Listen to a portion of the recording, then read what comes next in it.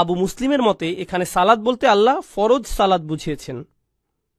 ইবনে আব্বাস বলছেন, ওয়াজাহা বাজামা ইলা আন্নাহা জিনসুস সালাত, তিনি বলছেন আল্লাহ শুধু নামাজ আদায় করুন বলেছেন, যেহেতু কোন নামাজ সেটা নির্দিষ্ট করে বলেননি, তাই এর মাধ্যমে সকল প্রকার নামাজের কথা বলা হচ্ছে, ফরজ নামাজ সহ অন্যান্য সকল নামাজ।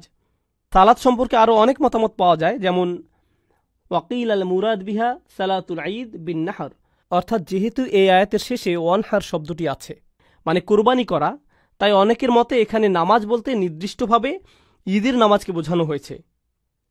ঈদের নামাজ আদায় করে তারপর কোরবানি করা। তারা আয়াতে উল্লেখিত নামাজ আদায় করা এবং কুরবানি করাকে একই সাথে যুক্ত করেছেন, কিন্তু অধিকাংশের মতে এর মাধ্যমে নির্দিষ্টভাবে কোনো সালাতকে বোঝানো হয়নি। রাসূলুল্লাহ সাল্লাল্লাহু আলাইহি ওয়াসাল্লামকে বলা হচ্ছে, যখনই কঠিন সময় আসবে, প্রথমে আল্লাহর পক্ষ থেকে আপনার প্রতি অনুগ্রহগুলো স্মরণ করুন এবং দ্বিতীয়ত সালাত আদায় করুন, নামাজ পড়ুন। এরপর আল মুরাদ আসসালাতু বিসসুবহি বিমুজদালিফা আন-নাহর বিমিনা, এই ব্যাপারে সর্বশেষ মত হল সালাত বলতে আল্লাহ এখানে হজের সময় মুজদালিফায় ফজরের নামাজের কথা বলেছেন এবং নাহর বলতে মিনায় কুরবানি করা বুঝিয়েছেন। ওয়াল আকসারুনা আন্নাল মুরাদ বিন নাহরি নাহরাল আদাহি, এটাও খুবই গুরুত্বপূর্ণ। অধিকাংশ মুফাসসিরগণের মতে অন্নাহর, যার অর্থ কুরবানি করা, এর মাধ্যমে মূলত ঈদুল আজহার কুরবানির কথা বলা হয়েছে। অধিকাংশ তাফসীরকারকগণ এটাই মনে করেন, যদিও অন্যান্য আরও মতামত রয়েছে।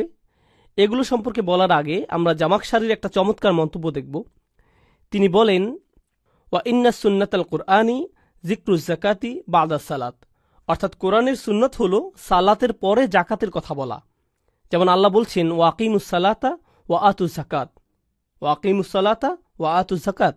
তো এখানেও একই কথা বলা হচ্ছে, ফাসল্লি লিরব্বিকা ওয়ানহার, কারণ নাহর বা জবাইকৃত পশুর মাংস কি করা হয়? এগুলো সাদাকা হিসেবে অভাবীদের মধ্যে বিতরণ করা হয়, এটা দান করা বা জাকাতের মতো। তাহলে এখানেও প্রথমে আকিমুস সালাত, এরপর আতুজ জাকাতের কথা বলা হচ্ছে। এই দুইটি বিষয় আলাদাভাবে বোঝানো হয়েছে। মা আন্নাল কওমা কানু ইউসাল্লুনা ওয়ান নাহরুন আল আওসান, তাছাড়া এই মানুষগুলো বিভিন্ন মূর্তির ইবাদত করত এবং তাদের নামে কুরবানি করত। ফাল আনসাব আইয়ুমারু সাল্লাল্লাহু আলাইহি ওয়াসাল্লাম ফি মুকাবালাতিহিম বিসসালাতি ওয়ান নাহর লাহু আযজা ওয়া জাল্লা, এটা খুবই গুরুত্বপূর্ণ। আল্লাহ আযজা ওয়া জাল্লা এই আয়াতে তাদের আচরণের সম্পূর্ণ বিপরীত বলেছেন। শুধুমাত্র আল্লাহ তাআলার জন্যই সালাত আদায় করতে হবে, শুধুমাত্র আল্লাহ তাআলার জন্যই সালাত আদায় করতে হবে এবং কুরবানি করতে হবে। ফা'বুদ রাব্বাকাল্লাযী আ'আজ্জাকা বিইতাইহি, অর্থাৎ আপনি তার ইবাদতে নিজেকে ব্যস্ত রাখুন যিনি আপনাকে সীমাহীন কল্যাণ দান করার মাধ্যমে সম্মানিত করেছেন, অশাররাফাক, এবং আপনাকে মর্যাদা দিয়েছেন। মুরাগাবান লিকৌমিক আল্লাযীনা ইয়াবুদুনা গায়রাল্লাহ, আপনার জাতির বিপরীতে যারা আল্লাহ ছাড়া অন্য কারো ইবাদত করে। অন্নাহার লিওয়াজহিহি বিইসমিহি ইজা নাহারতা, আর যখন আপনি কুরবানি করেন কেবল তার নামে, তার সন্তুষ্টির জন্য কুরবানি করুন। মুখালিফাল্লাহুম ফিন্নাহরি লিল আওসান, তাদের বিপরীতে যারা মূর্তির নামে কুরবানি করে। এগুলো ছিল জামাখশারির মন্তব্য। এর পরবর্তী অনুচ্ছেদ আমি আপনাদের পড়ে শোনাচ্ছি না, আমি শুধু মূল কথাটা বলছি। আশ-শাওকানি রাহমাহুল্লাহ তার বিখ্যাত তাফসীর গ্রন্থ ফাতহুল কাদিরে নাহর শব্দ সম্পর্কে বলেছেন, সূরায়ে ওয়ান নাহর শব্দটি কোরবানির আদেশসূচক অর্থে এসেছে, কিন্তু তিনি একটি হাদিস বর্ণনা করেছেন, যদিও এটি সর্বজন স্বীকৃত নয়, তারপরও যেহেতু তিনি বর্ণনা করেছেন তাই আমরা গুরুত্বের সাথে এখানে উল্লেখ করছি। এই হাদিসে রাসূল সাল্লাল্লাহু আলাইহি ওয়াসাল্লাম বলছেন, নাহর শব্দটি নাহিরা শব্দমূল থেকে এসেছে, যার অর্থ কুরবানি করা নয়, বরং এর অর্থ সালাত আদায়ের সময় হাত তোলা বা রাফুল ইয়াদাইন করা। তাহলে নামাজে হাত উঠানোকে এই হাদিসে নাহর বলা হয়েছে। কিছু কিছু ওলামা এই হাদিসটি গ্রহণ করেছেন এবং তারা বলেছেন, এই আয়াতে প্রথমে সালাত আদায়ের কথা বলা হয়েছে, তারপর তাকবীরের সাথে হাত উঠিয়ে নামাজ আদায়ের কথা বলা হয়েছে, এবং কোরআনের বিভিন্ন স্থানে এর তাৎপর্যের কথা, অর্থাৎ হাত উঠানোর তাৎপর্যের কথা এসেছে। কিন্তু এখানে নামাজের কোন সময় হাত উঠানো বা রাফুল ইয়াদাইন করতে হবে সেটা নির্দিষ্ট করে বলা হয়নি। তবে এটা অধিকাংশের অভিমত নয়, খুবই অল্প সংখ্যক মুফাসসির এটা সমর্থন করেছেন। অধিকাংশ তাফসীরকারকদের মতে ওয়ান্নাহার মানে ঈদুল আজহার পশু কুরবানি করা। আমাদের বুঝতে হবে কেন ফাসাল্লি লিরব্বিকা ওয়ানহার বলা হয়েছে। আমাদের আলোচনায় আমরা দেখব কিভাবে এই আয়াতটি সরাসরি ইব্রাহিম আলাইহিস সালামের ধারার সাথে সম্পৃক্ত।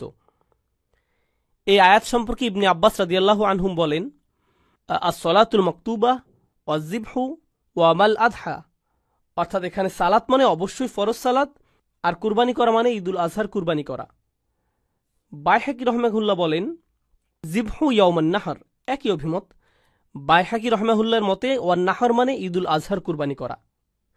এখন আপনারা যারা আরও ব্যাপকভাবে কোরআনের শব্দগুলো অধ্যয়ন করেছেন তাদের জন্য বলছি, কোরআনে পশু কুরবানি অর্থে অন্য যে শব্দগুলো ব্যবহার হয়েছে সেগুলো হলো বুদুন, নুসুক, হাদি এবং কালাঈদ। কোরবানির পশুর জন্য এই শব্দগুলো কোরআনে ব্যবহৃত হয়েছে, অথচ এই আয়াতে এই শব্দগুলোর কোনোটিই ব্যবহার করা হয়নি।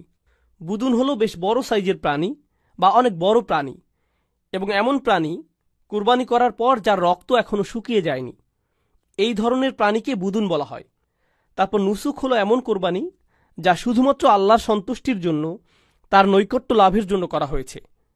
এমন একনিষ্ঠতার সাথে কুরবানি করা হলো নুসুক। যেমন কোরআনে এসেছে, ইন্না সলাতি ওয়া নুসুকি ও মাহিয়ায়া ও মামাতি। তাহলে নুসুক হলো আল্লাহর নৈকট্য লাভের জন্য কুরবানি করা।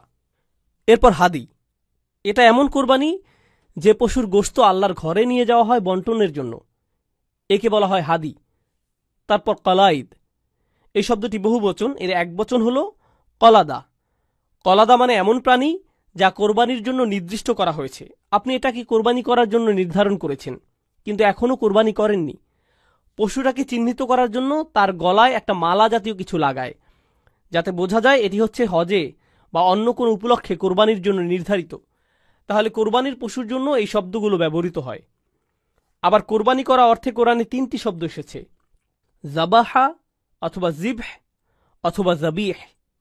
সাধারণভাবে কোরবানি বলতে শব্দটি ব্যবহৃত হয় ধর্মীয় উদ্দেশ্যে বা বড় কোনো উদ্দেশ্যে পশু জবাই করা। ইসলামে ধর্মীয় উদ্দেশ্যে জবাই করা বোঝাতে এই শব্দটি ব্যবহার করা হয়। তাছাড়া নৃশংসভাবে জবাই করা বোঝাতেও কোরআনে এই শব্দটি ব্যবহৃত হয়েছে। যেমন ফেরাউনের ক্ষেত্রে আমরা পেয়েছি ইউযাব্বিহুনা আবনাআহুম, অর্থাৎ তারা তাদের পুত্র সন্তানদের জবাই করত। তাহলে শব্দটি মূলত জবাই করা অর্থে ব্যবহৃত হয়। তার পরের শব্দ হল জাক্কা। যেমন কোরআনে এসেছে, অমা আকালা সুবউ ইল্লা মা জাক্কাইতুম।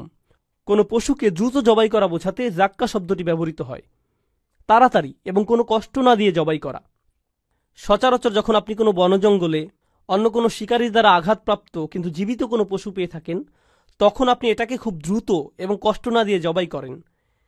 এভাবে পশুটা জবাই করে খাওয়া জায়েজ, এটা খাওয়া হারাম নয়। এই আয়াতে জাক্কা দ্বারা এটাই বোঝানো হচ্ছে। তাছাড়া সাধারণভাবে কোনো পশুকে দ্রুত এবং কষ্ট না দিয়ে জবাই করাকে জাক্কা বলা হয়, যেমনটা এই আয়াতে এসেছে, ইল্লা মা জাক্কাইতুম। এর পরবর্তী শব্দ হল নাহর। আল্লাহ কেন নাহর শব্দটি ব্যবহার করলেন? তিনি বলেননি ফাসল্লি লিরব্বিকা ওয়াজবাহ অথবা জাব্বিহ, তিনি বিশেষভাবে ওয়ানহার বলেছেন। বিষয়টা খুবই চমৎকার, মন দিয়ে শুনুন। আল্লাহ যে নাহর শব্দটি ব্যবহার করেছেন এর শাব্দিক অর্থ হল বুকের উপর। আর যখন মানুষ আত্মহত্যা করার জন্য গলায় দড়ি দেয় বা নিজের ঘাড় কেটে ফেলে, আরবিতে একে বলা হয় ইন্তেহার। নাহরের একই উৎস থেকে ইন্তেহার এসেছে। শব্দটির সরাসরি শাব্দিক অর্থ গলা কাটা, আর নাহর হল গলা জবাই করা। এখন আল্লাহ এই সূরায় বিশেষভাবে পশুর গলায় জবাই করে কোরবানি করার কথা বলেছেন কেন? আপনারা জানেন, আমরা আগের পর্বে বলেছি, এই সূরাটি রাসূল সাল্লাল্লাহু আলাইহি সাল্লামের কাছে এসেছে ইব্রাহিম আলাইহিস সালামের ধর্ম পূর্ণ করতে, যে ধারা কুরাইশরা ধরে রাখতে পারেনি এবং কত জঘন্যভাবে তারা ব্যর্থ হয়েছিল সেটা সূরা মাউনে বর্ণনা করা হয়েছে। আচ্ছা, গলা কেটে জবাই করার কথা শুনে আমাদের কার কথা মনে পড়ে? ইব্রাহিম আলাইহিস সালামের কথা। এই প্রথা কখন শুরু হয়েছিল? এটি মূলত ইব্রাহিম আলাইহিস সালামের কুরবানির মাধ্যমে শুরু হয়েছিল। এখানে ওয়ানহার শব্দটির মাধ্যমে রাসূল সাল্লাল্লাহু আলাইহি সাল্লামকে আল্লাহ সংক্ষেপে বলছেন, মাত্র 2টি সূরা পূর্বে এই কুরাইশদেরকে আল্লাহ বলেছিলেন ফালিয়াবুদু রব্ব হাযাল বাইত, তাদের উচিত এই ঘরের রবের ইবাদত করা। অথচ তারা ব্যর্থ হয়েছিল। কিভাবে ব্যর্থ হয়েছিল? আরাআইতাল্লাযী ইউকাযযিবু বিদ্দীন ফাযালিকাল্লাযী ইয়াদউল ইয়াতীম। তারা চরমভাবে ব্যর্থ হয়েছে। এখন আপনার কাজ হলো ইব্রাহিম আলাইহিস সালামের দোয়া এবং তার ধর্মকে পরিপূর্ণ করা। তার ধর্ম কি ছিল? ফাসল্লি লিরব্বিকা ওয়ানহার। সুবহানাল্লাহ, কি চমৎকারভাবে আল্লাহ ওয়ানহার শব্দটি ব্যবহার করে আমাদের জানিয়ে দিচ্ছেন যে রসুল সাল্লাল্লাহু আলাইহি সাল্লাম শুধুমাত্র ইব্রাহিম আলাইহিস সালামের দোয়ার ফসল নন, বরং তার মাধ্যমে আল্লাহ ইব্রাহিম আলাইহিস সালামের পরম্পরাও পরিপূর্ণ করেছেন। এখন আমরা শেষ আয়াতে আসি, ইন্না শানি আকা হুয়াল আবতার। এখানে ইন্না শব্দটি গুরুত্বপূর্ণ। এই সিরিজে আমি আগেও বলেছি, আরবিতে ইন্না শব্দটি সন্দেহে আপতিত ব্যক্তিকে উদ্দেশ্য করে বলা হয়। সন্দেহে আপতিত ব্যক্তিকে উদ্দেশ্য করে সূরাটি প্রাথমিকভাবে রসুল সাল্লাল্লাহু আলাইহি সাল্লামকে উদ্দেশ্য করে বলা হয়েছে। আল্লাহ এখানে কাফেরদের উদ্দেশ্য করে সরাসরি কোনো কথা বলেননি। এই সূরায় আল্লাহ তাআলা শুধুমাত্র রসুল সাল্লাল্লাহু আলাইহি সাল্লামের পরোয়া করেছেন, এবং এটা মূলত রসুল সাল্লাল্লাহু আলাইহি সাল্লামের প্রতি আল্লাহর অসীম ভালোবাসার প্রকাশ। কেন? কারণ যখন শত্রুরা রসুল সাল্লাল্লাহু আলাইহি সাল্লামকে নিয়ে বিভিন্ন কটু কথার মাধ্যমে আক্রমণ করে, তখন সাথে সাথে শত্রুদের আক্রমণের পাল্টা জবাব দেওয়ার পরিবর্তে প্রথমে আল্লাহ নিশ্চিত করেছেন যে তার নবী যেন কোনো কষ্ট না পান সাল্লাল্লাহু আলাইহি সাল্লাম। তাহলে শুরুতে তিনি রসুল সাল্লাল্লাহু আলাইহি সাল্লামকে সাহায্য করেছেন, তাই না? তো প্রথমে আল্লাহ বলছেন ইন্না, ইন্না কোনো সন্দেহ নেই। আমি নিশ্চয়ই বা নিশ্চিতভাবে এই শব্দগুলো বলছি না, এগুলোর পরিবর্তে সহজভাবে এর অর্থ হিসেবে আমি বলি কোনো সন্দেহ নেই। এখন কোনো কথা শুরু করার আগে যখন আপনি বলেন এতে কোনো সন্দেহ নেই, এর মানে আপনি স্পষ্টতই কোনো সন্দেহ দূর করার চেষ্টা করছেন। তো এখানে সন্দেহটা কি ছিল? আপনারা জানেন সময়টা ছিল মাক্কি যুগ, আর মাক্কি যুগের কুরাইশরা বেশ শক্তিশালী ছিল। অন্যদিকে রসুল সাল্লাল্লাহু আলাইহি সাল্লাম তেমন শক্তিশালী ছিলেন না, তার কোনো সৈন্যবাহিনী ছিল না। খুব অল্প সংখ্যক সাহাবা ছিল তার, যারা অত্যাচারিত এবং নিপীড়িত হচ্ছিল। মোট কথা তারা কোনো অবস্থাতেই শক্তিশালী ছিলেন না। যেহেতু কুরাইশরা তারা সংখ্যায় অধিক ছিল এবং তাদের অনেক ক্ষমতা ছিল, এমনকি কিবলার দখলও তাদের হাতে ছিল, তারা নবীজি সাল্লাল্লাহু আলাইহি সাল্লামকে মুখের উপর আজে বাজে কটু কথা বলতে পারত, যার বিপরীতে তারা কখনো প্রতিশোধের সম্মুখীন হয়নি। এই সব কিছু দেখে আপাত দৃষ্টিতে মনে হয় তারা এত শক্তিশালী আর ক্ষমতাধর, আমরা কিভাবে তাদের সাথে পেরে উঠব? কিন্তু আল্লাহ বলছেন তারা দেখতে যতই শক্তিশালী হোক না কেন, তারা নিশ্চিহ্ন হয়ে যাবে, এতে কোনো সন্দেহ নেই। এ ব্যাপারে কোনো সন্দেহ মনে রাখবেন না। ইন্না শানি আকা হুয়াল আবতার। এরপর শানি আকাতে যাবার আগে আমরা বাতার নিয়ে কথা বলবো। ইবনে জারির বলেছেন, বাতারা মুহাম্মাদুন মিন্না। আবদুল্লাহ ইবনে মুহাম্মদ রাদিয়াল্লাহু তাআলা আনহুর মৃত্যুর খবর চারদিকে ছড়িয়ে পড়েছে যে রসুলের বংশ নিঃশেষ হয়ে গেছে। আরবিতে বাতারা শব্দটি ব্যবহৃত হয় যখন কোনো পশুর লেজ কাটা যায়। এটা কোনো প্রাণীর অপমান বোঝাতে ব্যবহৃত হয়, এবং আরবরাও অসম্মানিত, অপমানিত হবে যখন তাদের নাম নেয়ার মতো কোনো ভবিষ্যৎ প্রজন্ম থাকবে না। এখন আপনার বংশধারা কার মাধ্যমে অব্যাহত থাকবে? আপনার ছেলের মাধ্যমে নাকি আপনার মেয়ের মাধ্যমে? আপনার ছেলের মাধ্যমে। আপনার মেয়ে বিয়ের পর তার স্বামীর বংশ রক্ষা করবে এবং এভাবেই চলতে থাকবে। তাহলে আপনার বংশ রক্ষা করার জন্য আপনার কাছে যদি ছেলে না থাকে, এটা ঠিক ততটাই বিব্রতকর যতটা বিব্রত একটা প্রাণী তার লেজ কাটা যাবার পরে হয়। আর এটাই বাতারা শব্দের শাব্দিক বিশ্লেষণ, এবং এই শব্দটাই তারা নবী সাল্লাল্লাহু আলাইহি সাল্লামের জন্য ব্যবহার করা শুরু করেছিল। প্রসঙ্গত, আবু লাহাবও নবীজি সাল্লাল্লাহু আলাইহি সাল্লামকে উদ্দেশ্য করে এই শব্দটি বলেছিল। তাদের কথার জবাবে আল্লাহ বলছেন আবতার, মানে চূড়ান্তভাবে নিশ্চিহ্ন হয়ে যাওয়া। রাসূল সাল্লাল্লাহু আলাইহি সাল্লামের শত্রুরা অবশ্যই একেবারে নিশ্চিহ্ন হয়ে যাবে, তারাই শিকড় কাটা হবে, আপনি নন। এই আয়াতটি কেন গুরুত্বপূর্ণ সেটা জানতে আমরা ওলামাগণের মন্তব্য পড়ব, এবং আমরা বুঝতে পারব কেন আল্লাহ আযজা ওয়া জাল্লা এই শব্দটি ব্যবহার করেছেন এবং এই সূরায় এই শব্দটি কতটা শক্তিশালী। ইন্নামান আবগাদাক মিন কওমিকা লা মুখালিফাতুক লাহুম হুয়াল আবতার লা আনতা। জামাখশারী রাহমাহুল্লাহ বলেন, এখানে হুয়া শব্দের উপর মন্তব্য করেছেন। আপনারা জানেন এখানে আপনার শত্রুরা নিশ্চিহ্ন হবে বলার পরিবর্তে বলা হয়েছে কেবলমাত্র আপনার শত্রুরাই নিশ্চিহ্ন হবে। এই কথাটা বলে আপনি পরোক্ষভাবে আরেকটা কথা বলছেন। আপনাদেরকে প্রথমে আরেকটা উদাহরণ দেই। আমার ছেলে আমাকে বলে যে দুধ খেয়েছে সে কিন্তু আমি না।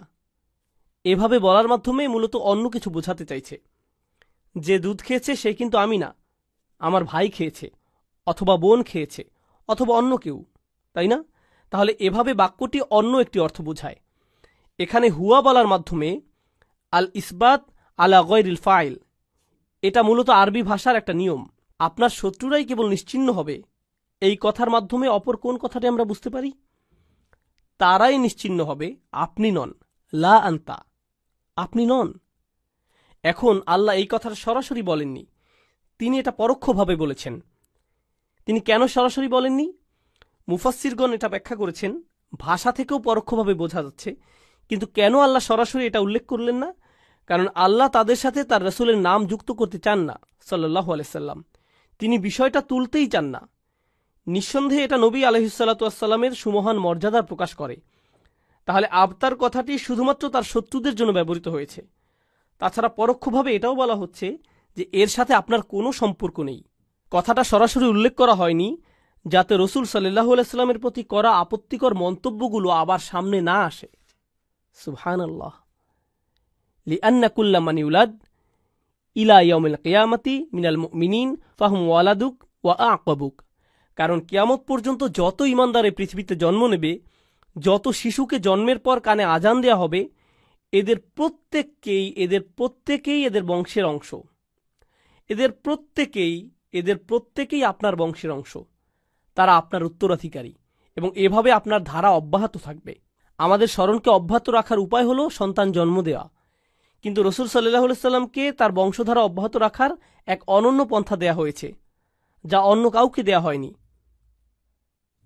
তাই চীন থেকে কেউ লা ইলাহা ইল্লাল্লাহ বলুক বা আফ্রিকা থেকে লা ইলাহা ইল্লাল্লাহ বলুক, তারা সমানভাবে রাসূলুল্লাহ সাল্লাল্লাহু আলাইহি সাল্লামকে ভালোবাসে। এমনকি তারা তাদের নিজেদের দেশ, জাতি এবং বংশের চেয়ে তাকে বেশি ভালোবাসে। যে কোনো শিশু যে লা ইলাহা ইল্লাল্লাহ সম্পর্কে জেনেছে এবং এটি ধারণ করেছে, তাকে আপনি জিজ্ঞেস করুন, তুমি কাকে বেশি ভালোবাসো? সে অবশ্যই প্রথমে রাসূলের প্রতি তার ভালোবাসা প্রকাশ করবে। সুবহানাল্লাহ। কোনো পরিবারে এমন অটুট বন্ধন নেই। আপনারা জানেন পরিবারের সদস্যদের মধ্যে ঝগড়া বিবাদ হয়, তাই না? পরিবারগুলোতে ভাঙন ধরে, উত্তরাধিকার বা এটা সেটা যে কোনো বিষয়ে পরিবারগুলো ভেঙে যায়। রাসূল সাল্লাল্লাহু আলাইহি সাল্লামকে আল্লাহ কেমন এক অনন্য পরিবার দিয়েছেন। সুবহানাল্লাহ। তার উম্মার মাধ্যমে তার ধারা অব্যাহত রাখা হয়েছে। তাই এর সাথে তুলনা করলে হুয়াল আবতার, আপনার শত্রুরাই নির্বংশ হবে। ফামিসলুক লা ইউকালু লাহু আবতার। তাছাড়া আপনার মতো মানুষ কখনো আবতার হতে পারে না। এগুলো জামাকশারী রাহমাহুল্লাহর মন্তব্য। ওয়া ইন্নাল আবতার হুয়া শানিউ কাল মুনসা ফিদ দুনিয়া ওয়াল আখিরা আল মুনকাতি। যে নিতান্তই নির্বংশ হবে, নিশ্চিহ্ন হবে, সে আপনার শত্রু ছাড়া আর কেউ নয়, যারা দুনিয়া ও আখিরাতে ধ্বংস হবে। ওয়া ইন যুকিরাহু যুকিরা বিল্লাআন। এমনকি যখনই তাকে স্মরণ করা হয় বা তার নাম নেওয়া হয়, তাকে অভিশাপ দেয়া হয়। যখনই আমরা এসব লোকের কথা বলি যারা নবী আলাইহিসসালাতু ওয়াসসালামকে কষ্ট দিয়েছিল, তাদেরকে আমরা অভিশাপ দিই। আমাদের অভিশাপে তাদের জাহান্নামের শাস্তির বোঝা আরও খানিকটা বেড়ে যায়। যুগে যুগে ইমানদারেরা যখনই আবু জেহেল বা আবু লাহাবের নাম নিয়েছে, তারা তাদের প্রশংসা নিশ্চয়ই করেনি বা তারা তাদের জন্য দোয়া করেনি, তারা তাদেরকে অভিশাপ দিয়েছে এবং আল্লাহ ইমানদারদের অভিশাপ গ্রহণও করেছেন। তাহলে লাখো কোটি মানুষের প্রজন্মের পর প্রজন্ম তাদের অভিশাপ করছে। তারা চেয়েছিল পৃথিবীতে তাদের বংশধারার মাধ্যমে, তাদের ছেলেদের মাধ্যমে তাদের নাম টিকিয়ে রাখতে। ঠিকই তাদের নাম টিকে আছে, কিন্তু অভিশাপ করার জন্য। তারা এটারই যোগ্য। সুবহানাল্লাহ। ওয়াকানু ইয়াকুলুনা আন্না মুহাম্মাদুন সাম্বুর। তারা বলতো মুহাম্মদ সাল্লাল্লাহু আলাইহি সাল্লাম সম্পূর্ণ অসমর্থিত। ইযা মাতা মাতা যিকরুহু। যখন সে পৃথিবী ছেড়ে চলে যাবে, তার নাম গন্ধও মুছে যাবে, তার নাম নেবার কেউ থাকবে না। এভাবেই তারা বলতো, কারণ তার কোনো ছেলে সন্তান ছিল না, কে তাকে স্মরণ করবে? ওয়াকিলা নাজালাত ফিল আস ইবনে ওয়াইল। এটাও বলা হয়ে থাকে যে এই আয়াতটি আস ইবনে ওয়াইলের উদ্দেশ্যে নাজিল করা হয়েছে, লাআনাহুল্লাহ। ওয়াকাদ সাম্মাহুল্লাহু আবতার। এবং সে রাসূল সাল্লাল্লাহু আলাইহি সাল্লামকে আবতার বলে ডাকছিল। ওয়া আবতার আল্লাযী লা আকাবা লাহু। আর আবতার হলো সেই ব্যক্তি যার কোনো উত্তরাধিকার নেই, কোনো ভবিষ্যৎ বংশ পরম্পরা নেই। অমিনহুল হিমার আল আবতার আল্লাযী যাম্বা লাহু। আমি আগে যেমনটা বলেছিলাম, ভাষাগত এর অর্থ হলো গাধা অথবা অন্য কোনো প্রাণী যার লেজ কাটা গিয়েছে এবং এখন আর লেজ নেই। কদিমা কাব বিন আল আশরাফ। এই সূরা সম্পর্কে আরও একটা বর্ণনা আছে। একবার কাব বিন আশরাফ মক্কায় আসলো। ফাকাল আলাহু কুরাইশ। কুরাইশরা বলল, আনতা খয়রুন আহলাল মাদিনাতি ওয়া সাইয়্যিদুহুম। তুমি মদিনার সেরা মানুষদের একজন এবং তাদের নেতা। আলা তারা ইলা হাযা সাবি আল মুনরাতির মিন কওমিহি ইয়াজমুউ আন্নাহু খয়রুম মিন্না। তুমি কি তাকে দেখনি যার কোনো সমর্থন নেই? সে এতিম, তার জাতিতে তার কোনো উত্তরাধিকার নেই, তারপরেও সে মনে করে সে আমাদের চেয়ে উত্তম। ওয়া নাহনু লাহুল হাজিজ। অথচ আমরাই হাজিদের আতিথ্যতা করি। ওয়া আহলুস সাকায়াহ। এবং আমরাই তাদের পান করাই। ওয়া আহলুস সাদানাহ ক্বালা আনতুম খয়রু মিনহু। তাহলে কাব বিন আশরাফ মদিনা থেকে মক্কায় আসলো এবং তারা তাকে বলতে লাগলো, এই লোকটাকে দেখেছ, সে মনে করে সে আমাদের চেয়ে উত্তম, অথচ আমাদেরকে দেখো, আমরা কাবার রক্ষণাবেক্ষণ করি, আমরা এটা করি সেটা করি, তুমি কি মনে করো আমাদের মধ্যে কে উত্তম? আর কেই বা এই পৃথিবী থেকে নিশ্চিহ্ন হয়ে যাবে, কার নাম নিশানা মুছে যাবে? উত্তরে সে বলল, আনতুম খয়রুম মিনহু, অবশ্যই তোমরা তার চেয়ে উত্তম।